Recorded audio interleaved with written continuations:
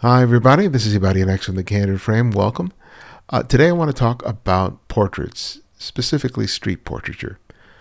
As street photographers, we've sort of developed this skill of being able to really assess a scene for light, for shadow, for shape, for line, to really consider the background, the foreground, and the subject, all within that frame.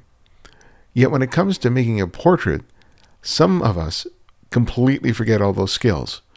We forget everything that we do when we're trying to make that perfect street photograph, and suddenly we're presented a person who's looking straight at us. We forget all of that, and we make pictures that are fairly lackluster. That later, when you review the images back on your computer, you realize, God, I wasn't paying attention to the light. I wasn't paying attention to the background. And I think it's easy to do because having someone stare right back at you, especially a stranger, can be a little intimidating. But I want to remind you that you guys have developed some amazing skills when it comes to shooting on the street, and you don't want to lose sight of that when you're making a picture, a portrait. And I chose 3 images to sort of remind both you and me of the things that we really need to pay attention to when we're doing these kinds of imagery. All right, our first image is by Erik Gross, shot on a Pentax 6x7 using film, so we don't have any XF data here. Now, this may not be a perfect stranger to the photographer, but that is really of no importance here because it has some qualities that I think are important to consider. Now, whenever I am making a portrait of a stranger, the first consideration I always make is what's the quality of the light. And usually where I found my subject is usually not the place where I want to photograph them because the light is usually lackluster or very bad. And so I'll have to think about where do I want to put them where the light is more favorable. And also in consideration for that, I'm also thinking about what's going to serve as my background. Are there going to be any distracting elements in my background? So those are the 2 big considerations that I always make when I approach anyone about making their portrait. Now, in this shot, you can see that they're obviously outdoors, and there seems to be a path on the right shoulder of the subject here that's sort of leading away. And it looks like it's not necessarily an urban street. It looks like it's sort of outdoor, maybe natural environment. It's really hard to say. But despite the fact that we can't nail exactly where this location is and what's serving in the background, there is differences in tonality that exist in the background as well as lines and shapes that exist within that frame. Now, typically when you want to make a portrait, you want the background to be as minimal as possible. One of the easiest things to do when you're shooting in an urban environment is just to find some nondescript wall, a white wall, a gray wall, a black wall, whatever, with no mural on it, nothing. It's just blank, and that's the stage on which you set up the portrait. But sometimes it can be a little more interesting to use the graphic elements of the background, be it tonality or shape or line, to help create something a little more interesting, which I think Erik does here to great effect. You can see the sort of line that's along the pathway, how it leads up on the left-hand side of the frame, culminates here, and then there's another line here that exists on the horizon, just above this the woman's forehead right here, and you can see some dark tones here. So there's different shades of gray in this. There's this sort of dark gray. This is a little lighter, and this is even lighter. So these lighter tones help to contrast the darkness of her coat, the darkness of her hair, and then the brightness of her eyes serve as a wonderful contrast to her really thick eyebrows, her dark eyes, her mouth. This is a black and white image, so you're really dependent on tonality in order to make this image really, really work. But it's Erik's attention to what's happening with his background that allow all these tones and lines and shapes that exist within the woman's presence, her face, her hair, her shoulders. Having all of these elements here provide a really interesting counterplay between her and the background. If the background was just a white seamless or just some nondescript background, I think we would still be focused on her. But I like how these lines and these different tones help to create a more complex image. Erik is also using a very shallow depth of field in order to narrow our attention on her eyes. That is a big plus in this picture and helps keep these details that are in the background from being too distracting, because if he was using a smaller aperture and the image resulted in much more detail in that background, there might be elements now that are undescript now, but with a smaller aperture and more depth of field could end up competing with the woman for the viewer's attention, which you want to avoid.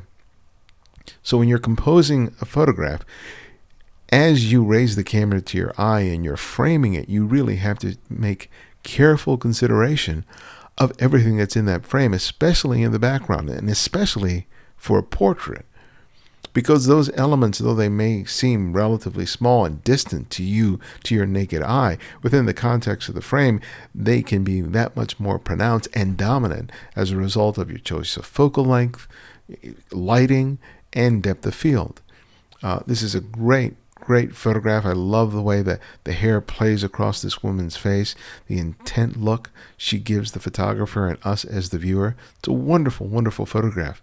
But I think it reminds me of how important it is to pay attention even to the more subtle nuances of what is serving as a background. Okay, here we have a shot by Vincent de Groot. This was created with a Fujifilm X Pro 2 1/25th of a second, 5.6 ISO 400. So here we have this portrait of this young girl, and she's wearing this shawl over her head, and I love the way her hands sort of spread the shawl to expose not only her face, but the various necklaces that are adorning her neck and her chest. And the light, again, is really nice. It's very similar to the light in the first shot. It's overcast. It's very soft and even. We're not dealing with any, hard shadows at all. But take a look at what's happening with the background. Here, it's very similar to the previous shot in which the background is being rendered fairly soft as a result of a limited depth of field. But here, we're getting a little more detail in the background, so we have a greater sense of place. From her adornment, from the clothing that she's wearing, and from what I can see in the background, those look to be huts. So it looks like that this is her home. This is the village in which she lives.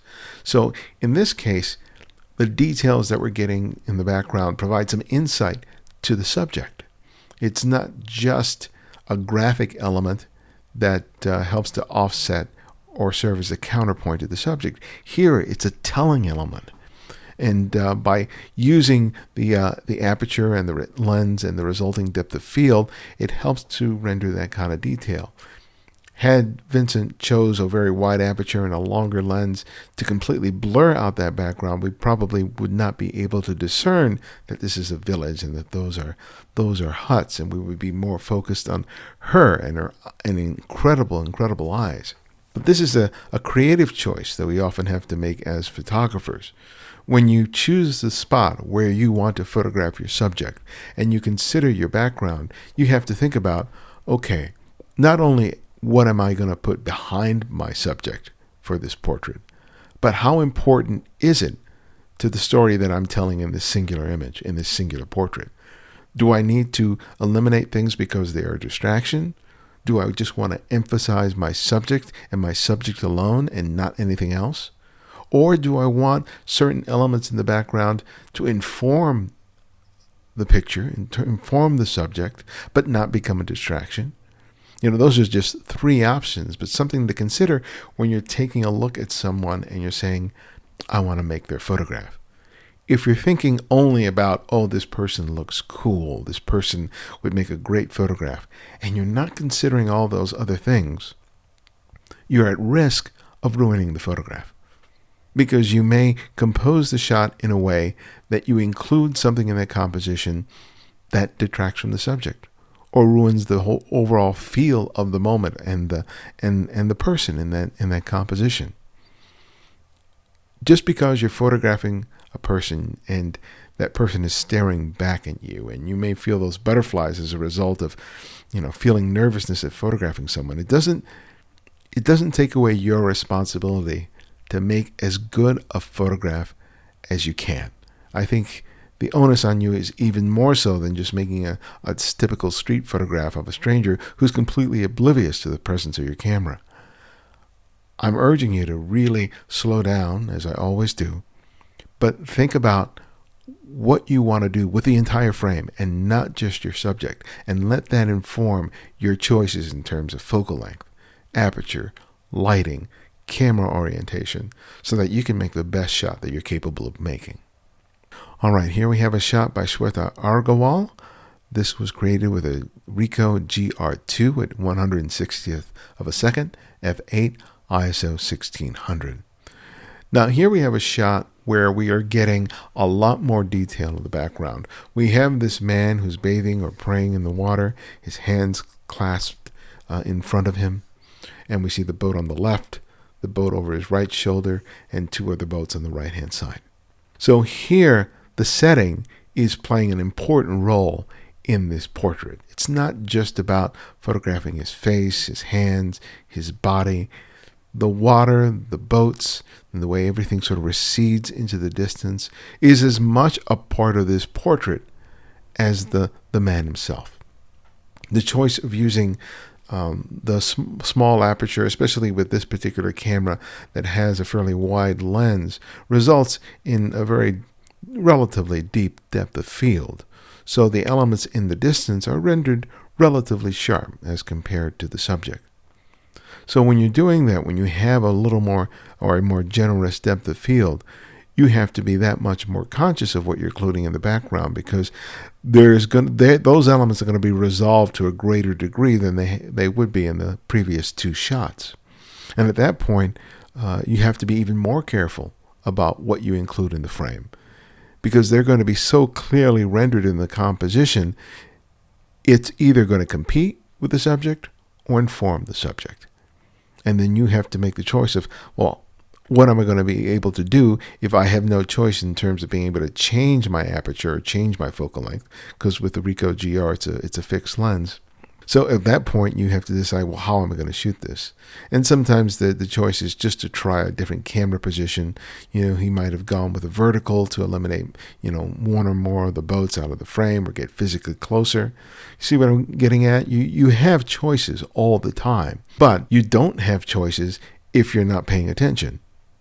If you just see this cool guy, standing in this river, and you just go up and you make a snap and you make a shot, and that's all you're looking at, you're not going to see these boats. You're not going to see the horizon. You're not going to see the wake in the water. You're not going to see that little cluster of what I think are flowers over here on the left-hand side of the frame. All of these things. Every single millimeter of this frame is something that you as the photographer have the responsibility to be conscious of. And when you're making portraits, it's so easy to lose sight of that. Because for me, when I'm approaching somebody who's a stranger, I'm always concerned with, I don't want to take too much of their time. But I try to remember that if a person says yes to being photographed, that they're willing to surrender control of themselves for a few minutes. And if I'm trying to make the best photograph possible, I'm going to try and milk that time for as much as I can. I'm not just going to make one shot and say thank you and move on, because I know in just one shot I will not have made a good photograph. I really need to, use my time and make the most of it that I can. And sometimes I'll admit I'll push it just a little, just because I know it's not there yet.